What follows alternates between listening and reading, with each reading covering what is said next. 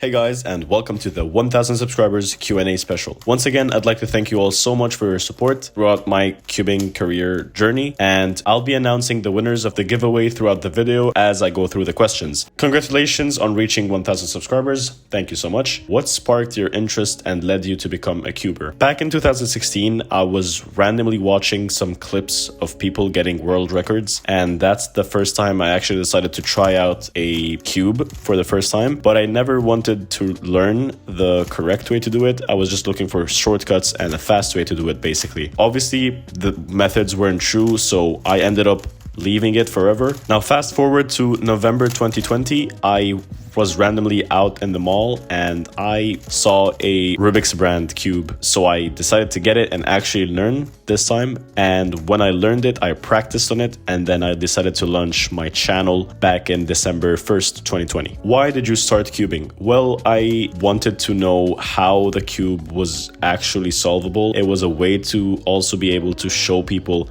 that I am capable of solving this puzzle that everyone thought was very, very difficult. What was your first ever speed cube? My very first cube was a dollar store cube, but the very first cube I learned to solve was the Rubiks brand cube. How did you start making content? If you guys go back to my very first videos, you guys can see that I was this new cuber that just got into the hobby, and I was just making videos for fun back then. I didn't think much of it, and then as things got better and I eventually got better at cubing, I started taking it more seriously. Even though I did take very long breaks, 3x3, 2x2, and 4x4 average. My 3x3 average currently is about 24 to 25 seconds. My 2x2 average is about 5 to 7 seconds. 4x4 average, I don't solve 4x4 that much, so the most solves I've done in a 4x4 were 3 consecutive solves, but they weren't timed. But I usually get times in between minute 20 to a minute 40 seconds. I am still not good at 4x4 as I don't practice it that much.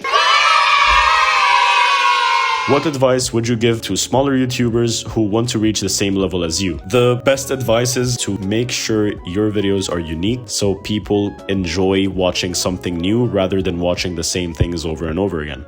All right, here we have 12 questions from Either Cuber. What editing software do you use? I use Premiere Pro. What are your mains and averages, not officially, for all the events that you do? My main cube right now is still the GAN 356M Special Edition. I kind of like it a lot, but at the same time, I'm also using the WRM 2021, but the one I use the most is definitely the GAN 356M. What mic do you use? I pretty much just use my phone to record audio, nothing much. Tips for sub 20. The best tips I can give you that is guaranteed for any level of cubing is to continue practicing daily and learn shortcuts to your algorithms, or time yourself doing algorithms and see what you can do better, whether they are finger tricks or just moves overall. JPerm, Cubehead, or Tingman? This is actually a very good question because it's very hard to answer. I watched the 3 of them, I like the 3 of them, and I don't think I have a favorite. Who is your favorite speedcuber? My favorite speedcuber at the moment is Max Park, and that's because he's been an incredible cuber. He's setting so many world records. In fact, he just set a new world record like a week ago. Do you think I should change my mains? Currently using the YJ-MGC, GAN XS, Moyu Meilong non-magnetic 4x4, Qi MS Pyraminx. The GAN XS is a very close cube to the GAN 11 and Pro, so it's definitely a good choice. YJ-MGCs are all good.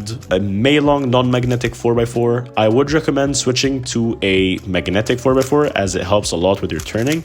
And the best one there is out there so far is the YJ-MGC 4x4 in my opinion. And I've made a video unboxing and talking about that cube, which will be linked in the description and also on the top right corner. The Qi MS Pyraminx, I used the Qi MS Pyraminx, but I've solved the Pyraminx like 3 times and I don't really care about Pyraminxes. Does Max's new world record make you worried about the plateau that cubing has reached? With Max's new world record, I think a sub 3 world record is definitely possible. It was said that it was impossible, so hopefully there will be a sub 3 world record. Who is the best speedcuber for their time? For their time, definitely Felix Zemdex. He has a lot of world records, and back then the methods weren't so popular. The cubes were terrible, so I would say Felix Zemdex is the best cuber for their time. Should people subscribe? Definitely. If you haven't subscribed yet, consider subscribing subscribing, especially if you watch cubing related content or if you enjoy my videos. Will you change the way you make videos after hitting this milestone? I think that my videos and the ideas behind them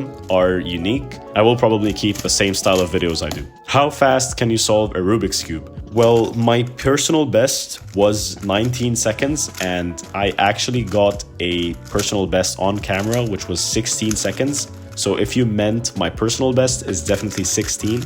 If not, I average between 24 to 25 seconds. What color is your cube? I don't know how to answer this, to be honest.